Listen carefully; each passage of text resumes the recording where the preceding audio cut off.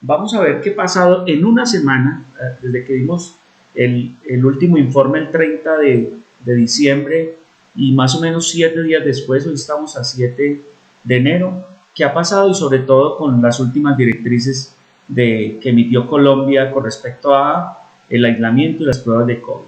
Entonces, aquí tenemos un comparativo. La de arriba es el corte del 30 de noviembre. Miren lo que ha pasado en el mundo. 286 millones versus 301. Es decir, estamos hablando de casi 15 millones de personas en el mundo más infectadas. De pronto no ha cambiado mucho el panorama de mortalidad. 5.427.807, 5.476. Es decir, el ascenso en la mortalidad en el mundo no ha sido significativo. Y fíjense lo que ocurre, por ejemplo, en Estados Unidos: 54 millones versus 58 millones. En el Reino Unido, básicamente, teníamos 12 millones 800 y en 14 millones después, 2 millones en solo una semana por ahí. Eso es lo que está pasando en Europa en este momento, es el centro de la pandemia. Estados Unidos, Canadá está aumentando y en nuestra región no es la excepción. Y miren lo que pasa en Colombia. En Colombia teníamos el 30 de noviembre 8.436, 30 de noviembre, 7 días después 23.000 personas afectadas por COVID. Y la mortalidad no cambia mucho, 35 muertos ese día versus en el día de ayer fueron 51 muertos reportados. Entonces eso también es importante.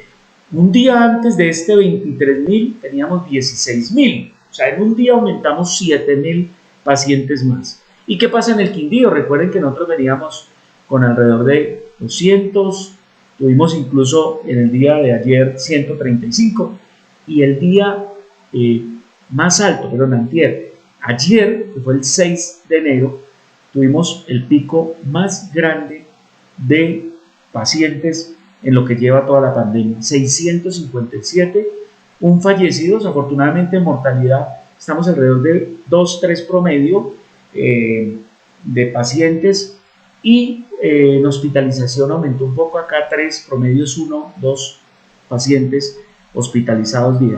Es una situación dramática, exponencial, por lo menos en número de casos, Entonces es importante tener en cuenta. Estados Unidos está pasando el 1.000.000 de personas diarios, y los franceses, por ejemplo, están pasando de 200.000 diarios.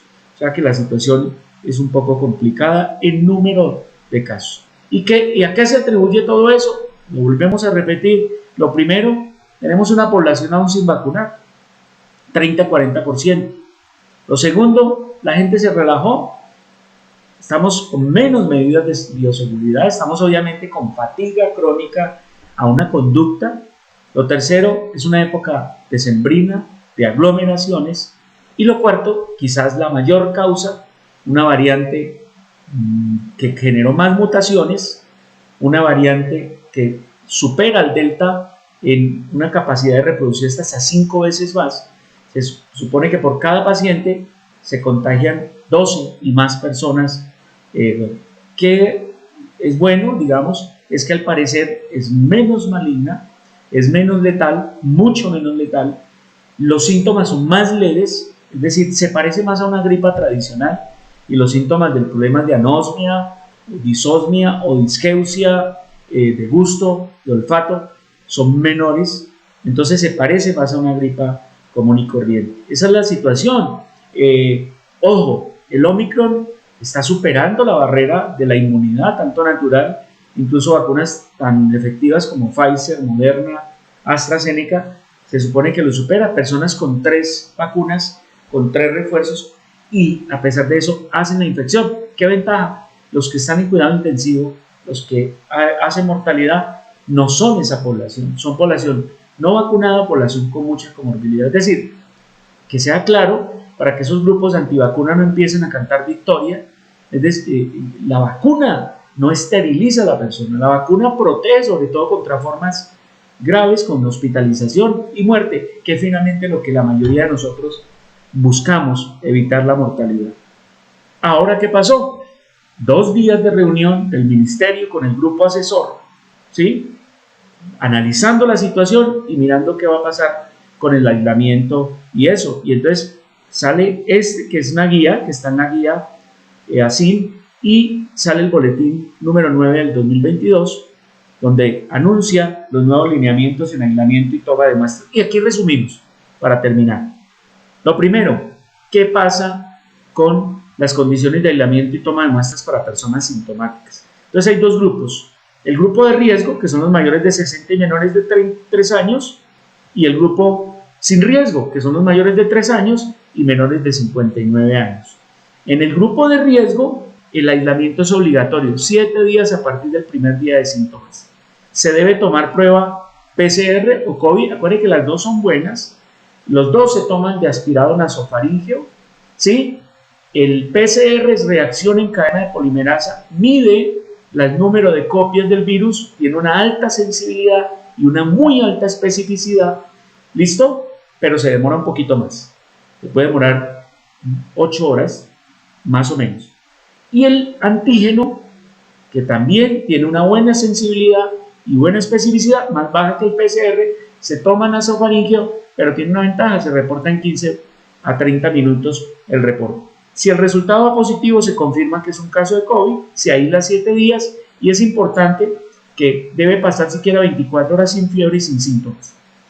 Y también deben ser claros que si no hay mejoría o si hay empeoramiento, los pacientes deben ir a un servicio de urgencias. Hay unos síntomas de alarma que ya los vamos a contar.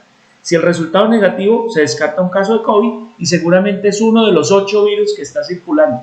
Es decir, en este momento tenemos casi que epidemias por la parte estacional, por la parte de que estamos en invierno todavía, de los virus estacionales.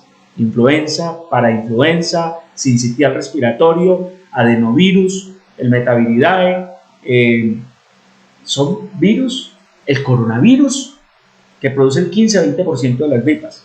Esa es la situación. ¿Qué pasa con las personas que no tienen riesgo? Miren, ¿tiene síntomas? Aíslese. ¿Cuánto? 7 días. ¿Listo? Solo se toman las pruebas de antígeno y PCR si hay criterio médico, pero en general no. Si hay un contacto estrecho con un paciente con COVID, aíslese 7 días. ¿Listo? Y solo acudir si hay síntomas de alarma. ¿Cuáles son los síntomas de alarma? 3 síntomas importantes. Dolor en el pecho severo, dificultad respiratoria y cambios de conciencia. Si tienen un pulso oxímetro, entonces la oximetría, la oxigenación normal a la altura de Armenia del Quindío es del 94%. Se toman 2 veces al día. Si empieza a bajar y si empieza a estar por debajo de 90, deben correr a un servicio de urgencias. Por favor, no se vayan a los servicios de urgencias. Están congestionados de gente con gripa, de gente con síntomas respiratorios. No deben ir.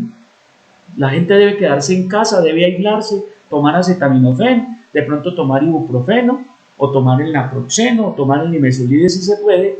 Mucho líquido, mucha hidratación, vigile síntomas. A uno a veces siente que se va a morir, pero pues se muere más si se va a un servicio de urgencias con síntomas no graves. Es peor eso, y es peor lo que está ocasionando de un atiborramiento de los servicios de urgencia. Y por último, condiciones de aislamiento para los asintomáticos o los contactos estrechos. Entonces, lo primero, si la persona está completamente vacunada, no se aísle si no tiene síntomas. Si desarrolla síntomas, pues hay que tomar PCR, ¿cierto? Y repetir el proceso anterior que les expliqué, si de pronto presenta síntomas. Y si la persona no está vacunada, está incompletamente vacunada, sí se tiene que aislar 7 días. Si de pronto empieza con síntomas y a partir del 7º presenta síntomas de alarma, pues debe consultar al servicio. Si no, si el 7º día ya no tiene síntomas, se considera un caso recuperado. Esa es la situación. Finalmente, ante esta avalancha de situaciones, las recomendaciones siguen siendo las mismas. Omicron o lo que salga después sigue siendo lo mismo. Vacunación y vacunación, refuerzos. No hay ninguna razón para estarle diciendo no a la vacunación. Ninguna razón.